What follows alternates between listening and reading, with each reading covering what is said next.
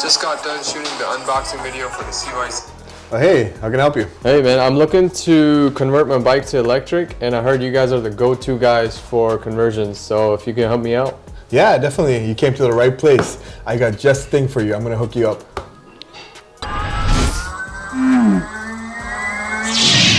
So we're gonna set you up with the CYC Photon Gen 2 kit, which is the latest and the greatest. It just got released and we're super excited to have this motor. So what size is your bottom bracket? I believe it is a 73 millimeter bottom bracket. Okay, so anything under 83 millimeters, it's all going to be the same. So on the product page, you'll see there's 4 options for the bottom bracket sizes. Anything under 83 is a BSA threaded bottom bracket, which is going to be this option. You can go with the 100 millimeter, 120 millimeter, and then also BB 86 or a 92. So for anything under 83 millimeters, it's going to come with this adapter, this bottom bracket cup, and this spindle. With the 100 millimeter kit, it's going to increase the size. And with the 120 millimeter, it's going to be this size. If you have press fit bottom bracket, it's going to come with these adapters and then the appropriate size that you need with the spacers that you would need.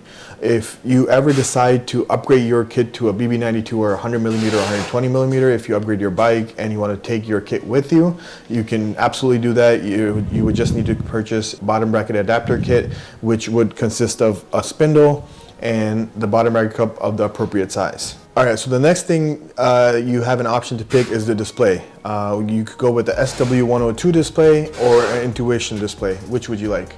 I'm not quite sure what the differences are, so I can't pick. Would you mind telling me? Yeah, sure. So the SW102 display, the Photon Gen 1 also had a SW102 display, but this one's the T version of it, which is a color display, which is a basic minimalistic display that has the pads on the same with the screen attached. So it's very minimalistic. The Intuition display is the newer display that CYC came out with, and it has a lot more features. It has Find My Bike, so if your bike ever gets stolen, you can go chase the robber and find where your bike is. In that case, I'll definitely go with the Intuition display because I lose all of my belongings, so having a Find My Page app is very useful. That's a great idea. That's what I would do. And then the next selection is the chainring options. So what are you going to use the bike for mainly? Are you going to be off-road riding? Or are you going to be using for commuting, just flatland, hills? What's the main purpose of using this bike? It's going to be mainly off-road biking. So if you're mainly off-roading, are you going to be doing a lot of hills, climbing and stuff? Yes, you know it.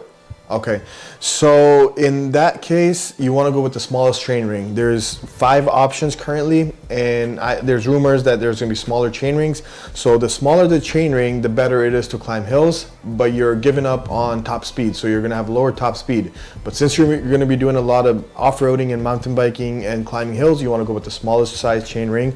So your options are 36, 38, 40, 42, and 52. So since you're going to be doing mountain biking and hill climbing, let's go with the 36. Is that cool? Yeah, sounds good to me.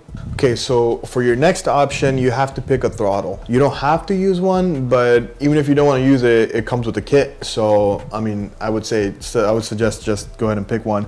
Your options are a thumb throttle, a half twist throttle, and a full twist throttle. I don't have the half twist and the full twist at the moment, but once it comes in, I can swap it out for you. That's no problem. But the half twist would be half of the grip is solid and half of it twist, and the full twist is like a motorcycle grip. And then we also have an upgraded throttle option, which is the Ebike Pacemaker, which is one of the best throttles in the industry. It has the smoothest power delivery. So this is also an option. If you're coming from a motorcycle background, then a full twist throttle works. If not, then I would suggest a half twist throttle or a thumb throttle. What would you like? Definitely go with the Pacemaker. Heard really good things about it, and I want that sensitivity in the touch. Okay, that's a good choice. So we'll select that for you. All right, so the next selection we have to make are the crank arms. They come in 2 sizes, 165 millimeter crank arms and 175 millimeter crank arms. Which would you like? Not quite sure. What would you recommend? Well, you look like somebody that's pretty tall. I would say 6'2". or so. So for you, I would recommend 175, so you would get more torque and you can handle the bike better for more stability. Awesome, I'll go with that. All right, so the next selection is an optional add-on, which is the brake sensors. Do you have hydraulic brakes on your bike?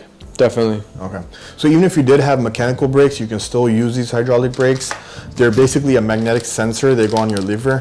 And when there's no contact with the magnet, it cuts the power to the motor.